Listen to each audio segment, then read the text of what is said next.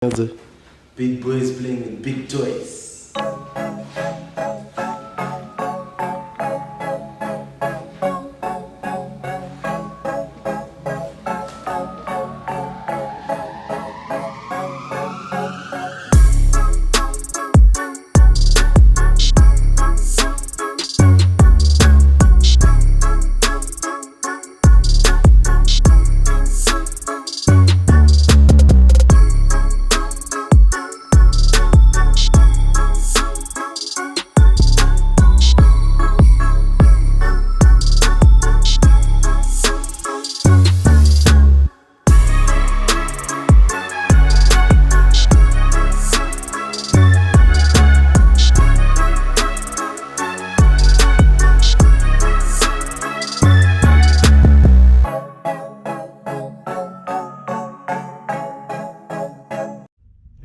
Welcome to today's video. I know it's been a very long time since I've actually done an update. I'm pretty much going to try to cram everything that we have done into this video so that you understand what we've been up to as far as this build is concerned. It's just now that we've decided to take things apart. In fact, not take them apart, but we're pretty much upgrading from the 257 or 261 cc injectors to these 550 cc injectors. So what pretty much happened from the last video that you saw, I know you saw the engine was apart, everything was really in pieces. So we assembled the engine together. We put the Ross racing pistons, we put the Ego rods, and we upgraded the bearings as well. After having done that, I think we also put a RP head studs as well. Yeah, and yeah, my bearings like I changed, didn't it? Did we change the bearings? Yeah, oh, we changed them, didn't it? Yeah. So having done all that, I think we were finished, I think, by the 24th of December. But unfortunately, on the 24th of December, I wanted to tune this car, and we took it to the track so that we can tune it on the road. When we did tune it, we ended up seeing that the injectors that were there could not keep up with the boost pressure. So we decided we were going to upgrade to these Bosch 550 injectors. Believing that obviously if we have upgraded those injectors, if we have upgraded the fuel system, then maybe whatever boost this turbocharger is making, it will be able to compensate for it. So ever since we did that on the 24th of December, we just went for holidays and just parked the whole project because we knew that we had this thing coming. Right, this is a dyno. I am going to do a separate video where I'm going to talk about that whole system.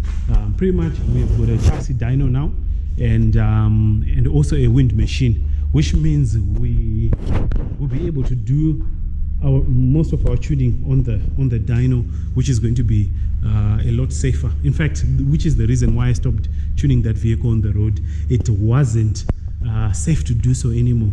I didn't feel safe, if I can put it that way. So I just decided, you know what, let's just shelve the car, you know, shelve the whole project and wait until, because I knew the dyno was coming.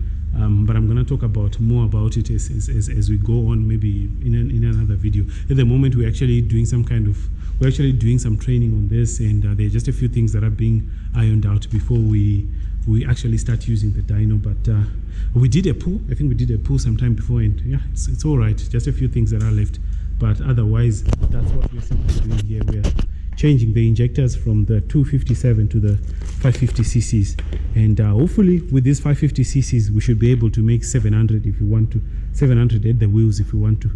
So there is one point where I wanted to actually put injectors from RX8, because I think RX8 injectors are like what, 500 cc injectors, 500 cc or 530 if I'm not mistaken, but you know, there are plenty lying around in Zimbabwe, but you know, I just felt like, you know what, we've actually put so much money in this build, you know, risking all that money on some second-hand injectors. I just felt like that was that wasn't the right way to go. So we had to buy these brand new. These were shipped from the UK. If you want to know what part number they are, someone who's trying to do similar build, here's the part number, right? So Bosch 550s. That's what we are doing.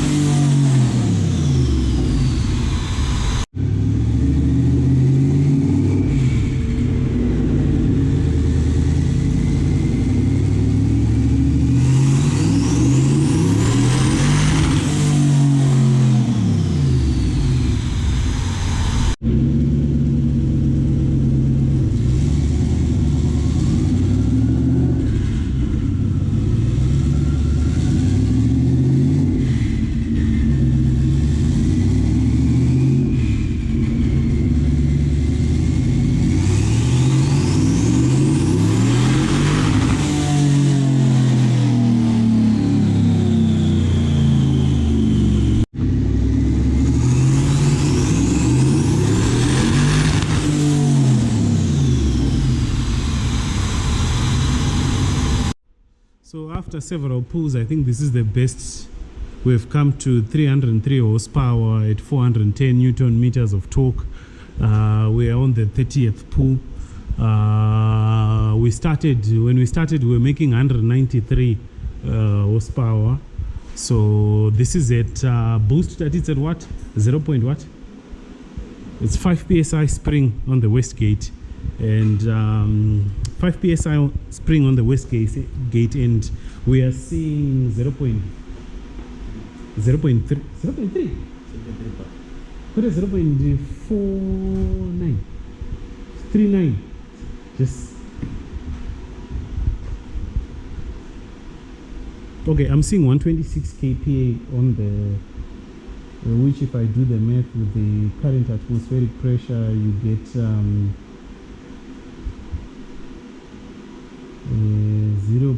So we're getting somewhere around 0.34, 0.35, I think, 0.35 bar, and we are making 306 horsepower.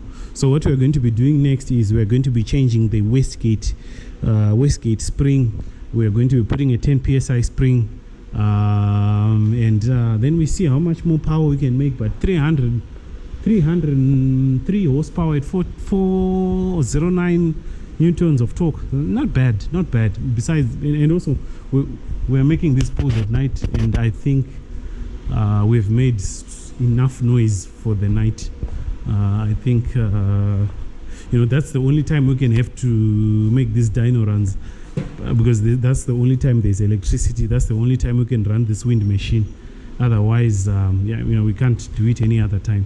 The generator can't get this to run. So I think this is the best we can do. We can wrap it up here.